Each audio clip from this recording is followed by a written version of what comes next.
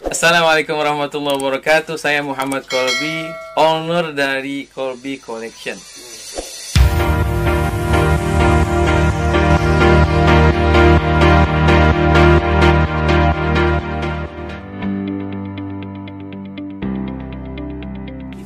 Kalau bagi saya, entrepreneur itu adalah orang yang bisa melihat peluang walaupun tanpa modal. Ya sekarang kan banyak yang berkembang itu dropshipper gitu. Mereka tidak membutuhkan modal, hanya membutuhkan daripada katalog-katalog yang dimiliki produk manapun. Artinya selama dia mempunyai hubungan dengan si penjual itu, ya udah dia bisa jadi pedagang walaupun tanpa modal sekalipun gitu. Jadi keinginan dan juga dia bisa melihat peluang, oh nih kayaknya gue bisa nih usaha seperti yang pasti keyakinan dengan usaha yang dijalaninya gitu.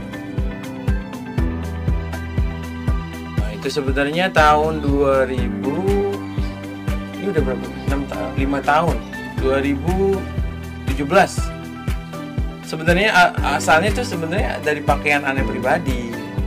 Jadi pakaian aneh pribadi, terus banyak yang nanyain jemaah itu bikin di mana. Akhirnya kebetulan saya punya abang ipar saya adalah konveksi kan. Nah, akhirnya udah kita coba kalau mau bikin produksi. Tadinya ini mau coba-coba, tapi kata dia bilang, ente kalau mau usaha jangan pakai bilang coba-coba. Kalau ente yakin, bismillah jalan gitu. Jadi nggak ada istilah coba-coba kalau usaha gitu. Banyak yang jamaah, ya mungkin yang teman-teman juga yang kenal sama saya gitu kan. Dan kebetulan saya kan di majlis tuh. Kalau di majlis kan saya pakai. Sebenarnya jadi iklan yang berjalan. Jadi tanpa saya promosiin ke misalnya di sosmed atau di mana, ketika saya majlis saya sarung pakai ini tuh.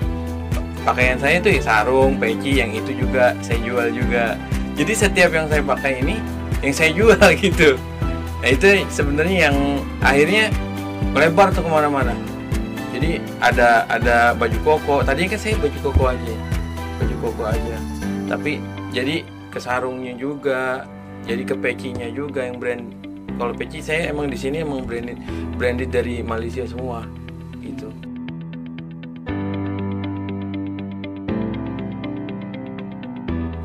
Satu, rezeki sudah Allah yang atur ya. Kalau aneh itu sih. Ya. Misalkan ada misalkan di sini ada toko yang sebelah dengan jual yang sama, dengan item yang sama, tapi Allah udah ngaturnya rezekinya ke kita kan nggak bakal kemana, istilah kata gitu. Jadi kalau bagi aneh lebih jalan begitu aja ngalir selama sudah gitu kan. Barang yang aneh jual alhamdulillah barang yang nggak cepet basi, istilah kata gitu.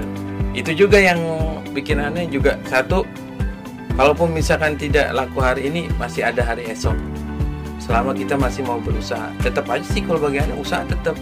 Ya kalau aneh sih ngandelin misalkan dari sosmed, di Instagram atau di WhatsApp atau di Facebook kayak gitu. Ikhtiar kita di situ. Gitu. Tapi kalau misalkan nggak ada yang beli pun sekali, ya itu udah Allah yang atur. Jadi gini, memang kan awalnya kan di rumah tuh. 3 tahun saya di rumah tuh, 2 atau 3 tahun. Nah ketika mulai sudah kurang nyaman tuh karena banyaknya tamu yang datang kan, akhirnya saya ya udah kalau mau harus ada toko nih. Aneh juga udah gak nyaman gitu, apalagi pas bulan Ramadan. Kalau bulan Ramadan yang mungkin waktunya kita untuk yang lain gitu, jadi keganggu gitu. Akhirnya karena ini punya mertua ya, kata ini udah tuh yang ada punya ayah di sana. Akhirnya ngontrak nih sama mertua ini, ngontrak sama mertua yang ini nih, toko ini. Akhirnya udah berjalan 2 tahun ini alhamdulillah. Semenjak adanya toko, alhamdulillah sih semakin meningkat.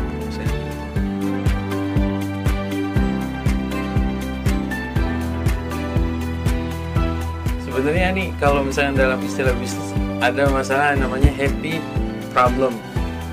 Iya, happy problem itu adalah sesuatu permintaan banyak tapi kita nggak ada barang.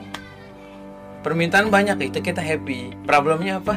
Problemnya kita nggak ada barang gitu. Satu itu dari karena yang saya jual di toko ini rata-rata kan saya mindset itu toko saya itu kalau saya mau bikin tuh jadi gini. Kalau misalnya Anda mau nyari peci Malaysia misalkan brand ini, Jadi orang tuh ketika dengar peci itu cuman oh no ada di toko Colby Collection. Itu sebenarnya itu cara dagang Ana gitu. Cuman itu positifnya situ. Sisi yang minusnya ketika barang itu susah dicari apalagi saat lockdown ini. Kemarin Ana aja tuh Ramadan Ana udah persiapkan prepare untuk berapa ratus piece tapi lockdown jadi nggak masuk ke Indonesia gitu.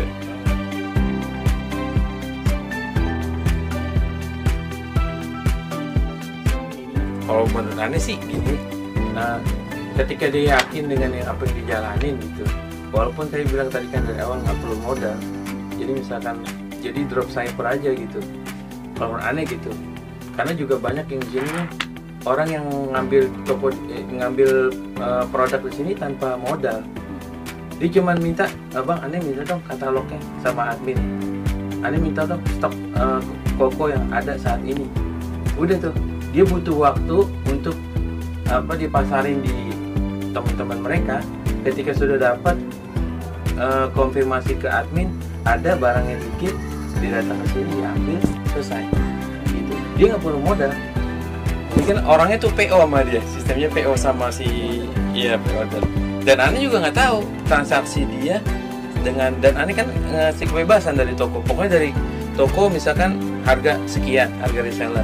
Ya udah dia jual berapa terserah. Kalau aneh begitu kan sistemnya kan namanya udah hak milik dia, ya udah bebas. Aneh nggak patokin harganya Bang.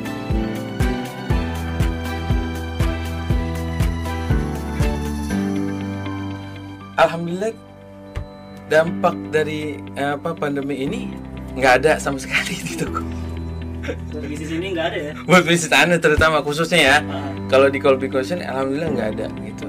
Bahkan kemarin juga sempat kita ragu. Ana ketika pas Ramadan kemarin Ana ragu nih produksi banyak atau enggak gitu kan. Di saat seperti ini. Cuman pikiran ini udah momennya, terus ketersediaan bahan juga udah ada kan gitu. Ya udah bismillah diproduk aja. Ya kan misalkan laku apa enggak laku ya kembali lagi dari rezeki Allah yang ngatur dah pikirannya. Tapi stabil kemarin aja tuh. Kemarin tuh 1 bulan itu omset tuh 350. 1 bulan Ramadan.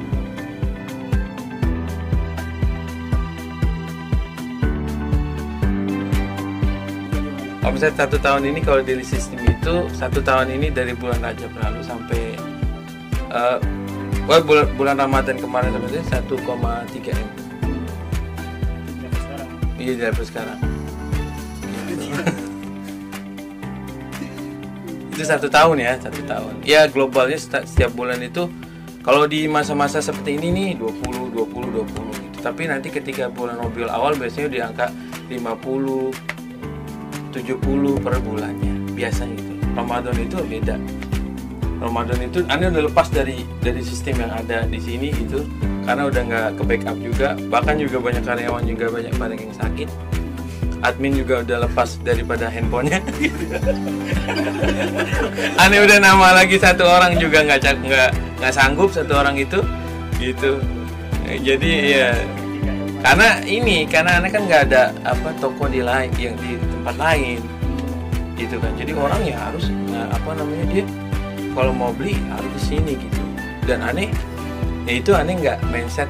Jadi barang aneh tuh nggak ada istilah kata tuh